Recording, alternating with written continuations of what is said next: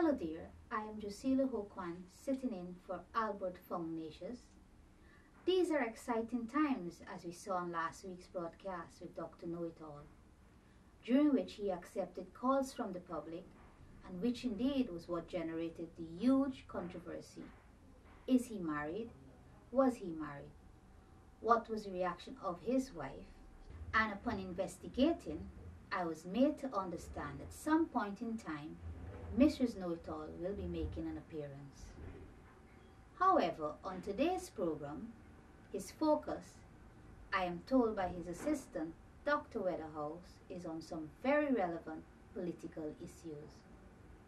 It's over now to Dr. Aloysius Silal Know-It-All, reporting for CBG International News. I am Joycelia Hokwan, sitting in for Albert Foungnatius.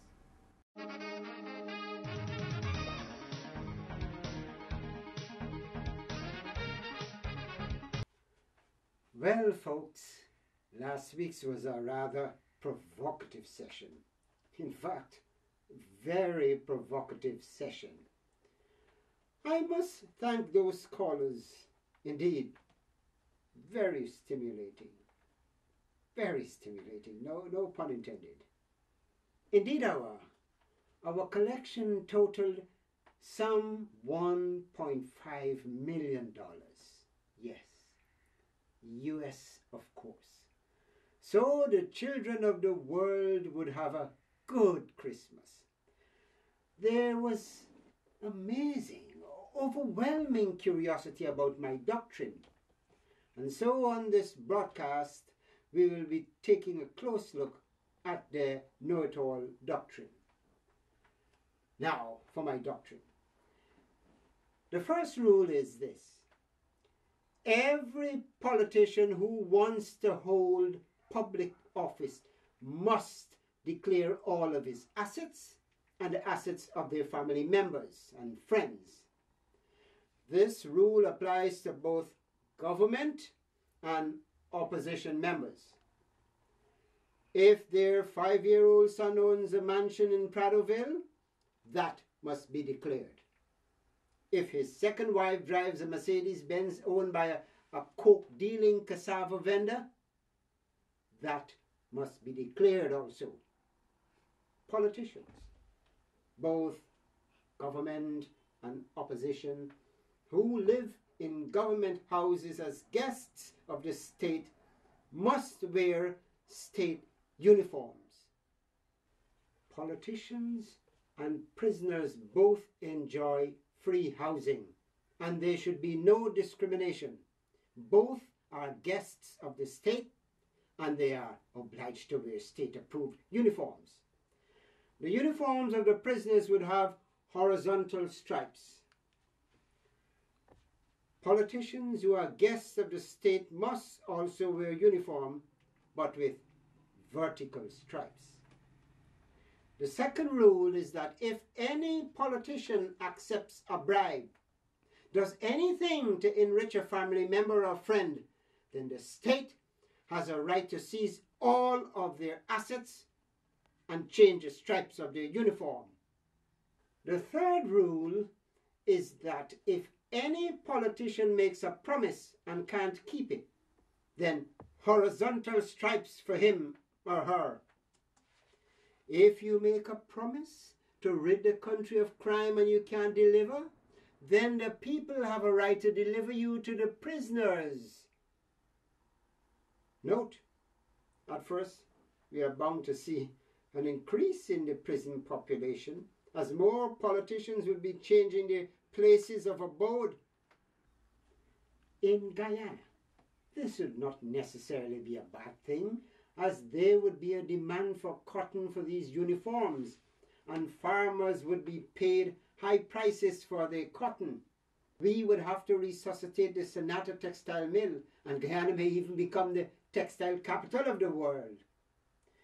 Just imagine, if you people apply your creativity and start producing striped outfits in the forms of evening gowns, wedding gowns out of our own organic Kimbia cotton, we could even become the fashion capital of the world.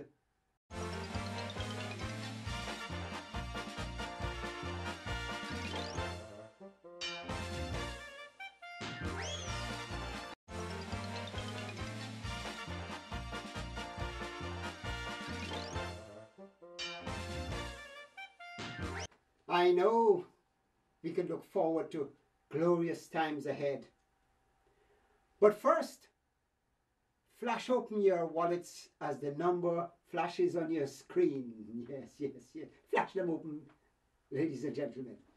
Citizens, these rules not only would apply to Guyana, but to the entire world where there is corruption in high places. Politicians who think that God put them in political positions would have to account to the know-it-all doctrine. In great America, we have senators who have been sitting in Congress since Noah cut teeth. Old John McCain, who cannot sit still for 15 minutes without peeing himself, is always ready to start or support a war. Right now, he's working on legislation to invade Mars. He claims that the US satellite that fell recently was destroyed by Martians. In Russia, Putin, the current prime minister who was a previous president, wants to be president again. This former atheist and communist says that God is talking to him. He thinks God has given him the right to rule. This is how dictatorship starts. When leaders have a direct connection with God. In my doctrine, any leader who feels that way should be sent forthwith to the madhouse and given a new type of uniform. In anticipation of the acceptance of my plan, I have sent a tailor, a Guyanese tailor from a reputable tailor shop in Lombard Street, as I believe in providing jobs for my foundation members, to Iran, to measure the president and the Ayatollah for straitjackets. As we speak, a fashion designer from Madison Avenue in New York is measuring Sarah Palin, Michelle Bachmann, and Rick Perry, all Republican politicians, for their tie-dyed straitjackets. Citizens, political officials get addicted to freeness and perks from the people. They hold on to political office like they are holding on to a crack pipe. They don't voluntarily give up office. It took the people of Egypt and Libya decades to realize their dictators were listening to the voice of the devil. These people drew a line in the sand, and now Gaddafi and Mubarak are eating desert dust. Consider our own Burnham. He made himself president for life, and only God had to intervene to get him off the backs of the people. In Korea, son Kim Il-sung took over the reins of dictatorship from his father. My tailor won't have to go to Korea, as son Kim is already wearing a straitjacket. The world has changed, and new rules must apply. That is why our president has served his term and is moving on. He's well acquainted with my plan and doesn't intend to go the Burnham route. In addition, he's a fancy gentleman, and he certainly wouldn't look good in horizontal stripes. My doctrine also deals with another issue, that of training. Politicians are addicted to freeness, free food and free housing. And like addicts, we must cure them of this disease before it overcomes them and consumes us all. We cannot do this by wasting resources on soldiers and bullets.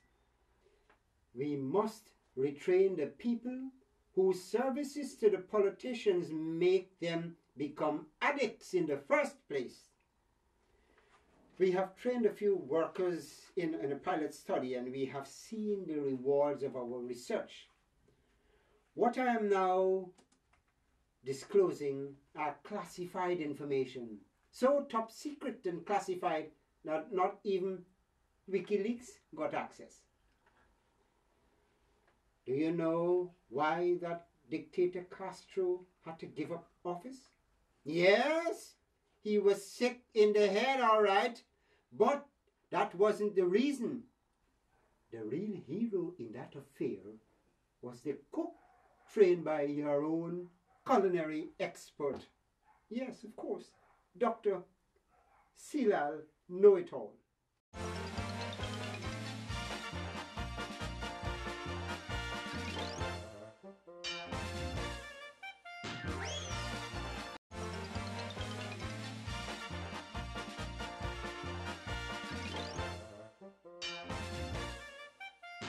My cook served him rotten pork chops that ruined his digestive system.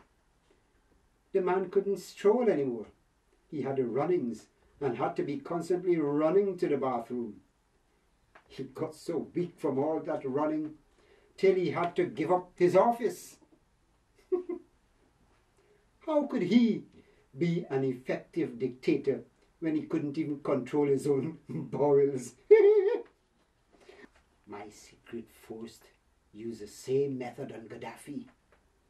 My cook fed camel meat sauteed in rancid pork oil until he had to run from city to city. The rebels alone didn't make him run. Don't underestimate the power of rotten haram camel meat on your bowels. During the World War, there was a saying, loose lips sink ships. In my fight against dictatorship, my slogan is, loose bowels, throw in the towel.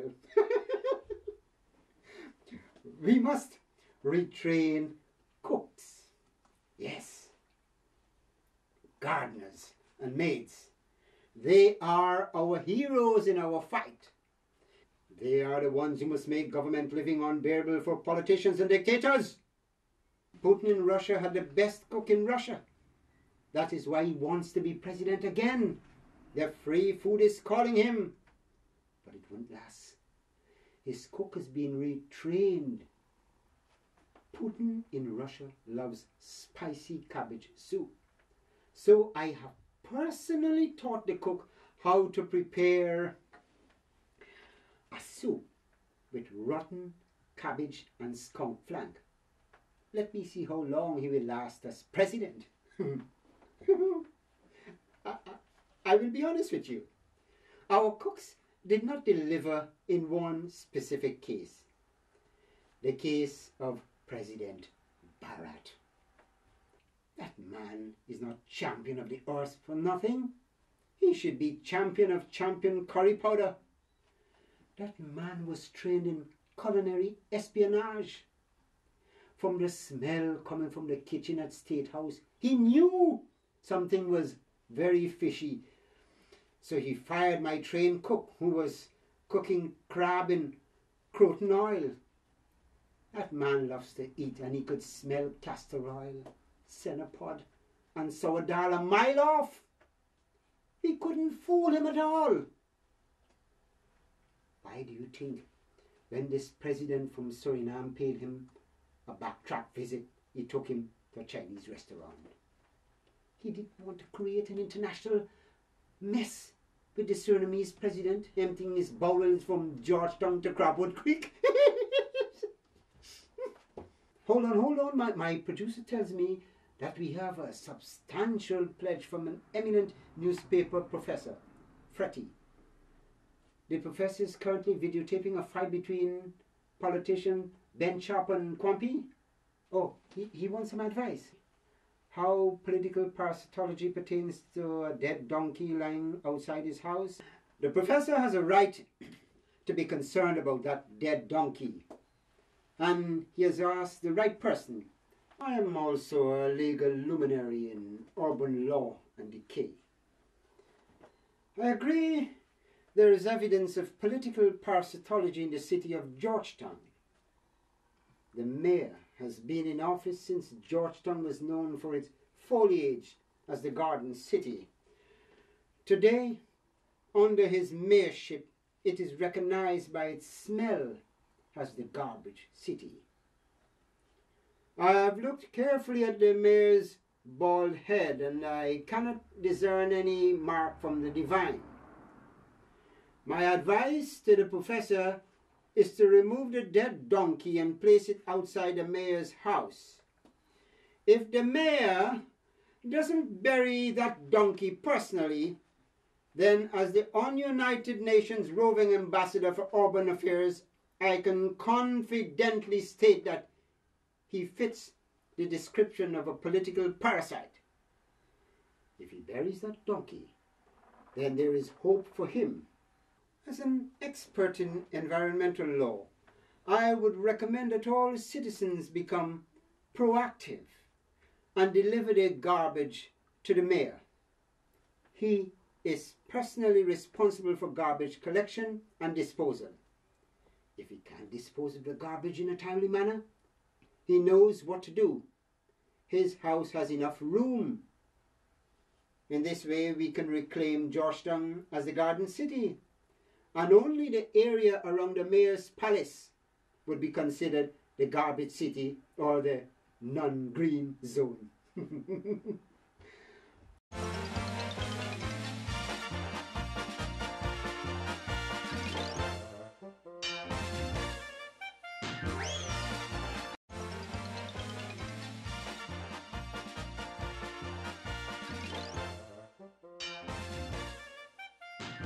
Well, this is it, folks. We have come to the end of a very informative and enlightening program. The switchboard is still ablaze with callers who are eager to make their contributions. Do not go away, as we have operators waiting patiently to relieve you of your financial loads. Unload your money with us, and you can rest assured that you're helping with the progress of humanity. Remember, we have to train and retrain workers in our fight against human political parasitology. And the quantity that you pledge is as important as the currency. Note, the only currency that will bring you heavenly rewards is the US dollar. It is the only currency that declares, "In God we trust." Once again, this is your United Nations roving ambassador and expert extraordinaire, Dr. Aloysius Seelal Know-It-All, wishing you a pleasant night and imploring you to support humanity by giving generously. You have been watching a live broadcast with Dr. Aloysius Seelal Know-It-All, roving ambassador of the United Nations. For CBG International News, I am Josilia Hokwan, sitting in for Albert Foundacious.